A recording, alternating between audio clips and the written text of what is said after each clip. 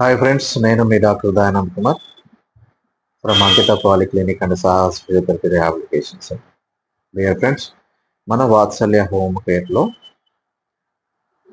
Female caretaker and male caretaker, baby care టేకర్కి job vacancy ఉంది.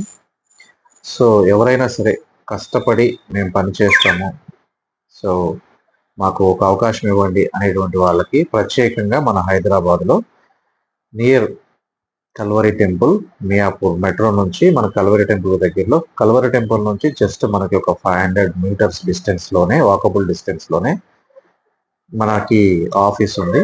ఈ ఆఫీస్లో మీరు ఎవరైనా వచ్చి మీ ఆధార్ కార్డుతో పాటు వచ్చి కన్సల్ట్ చేయొచ్చు. ఎవరైతే జాబ్కి అవసరం ఉందో, నిరుద్యోగం గుండా వెళ్తూ ఉన్నారో అలాంటి వాళ్ళకి ప్రత్యేకంగా మనము రూము, ఫుడ్, అలాగే జీతం ఇవ్వడం జరుగుతుంది. అంటే వసతి కల్పించడమే కాకుండా 3 పూట్ల భోజనం ఏర్పాటు చేస్తూ, వాళ్ళకి 3 పూట్ల భోజనం ఇస్తూ పెడుతూ ఒక మంచి జీతాన్ని వాళ్ళకి ఇవ్వడం జరుగుతుంది.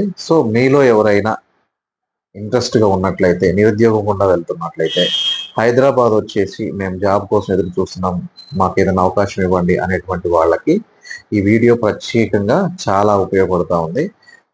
అలాంటి వారికి వీలైతే షేర్ చేయండి ఇలాంటి మంచి ఇన్ఫర్మేషన్. ఎవరైతే నిరుద్యోగం గుండా వెళ్తూ ఉన్నారో, ఎవరైతే జాబ్ కోసం ఎదురు చూస్తూ ఉన్నారో హైదరాబాద్లో, అలాంటి వారికి ఈ యొక్క వీడియో చాలా ఉపయోగపడుతుంది. ఇన్ఫర్మేషన్ని పాస్ చేయండి. అలాగే వీలైతే నా యూట్యూబ్ ఛానల్ని లైక్ చేయండి, సబ్స్క్రైబ్ చేసుకోండి. మరిన్ని వీడియోస్ నేను చేయడానికి మీ ఎంకరేజ్మెంట్ చాలా అవసరం.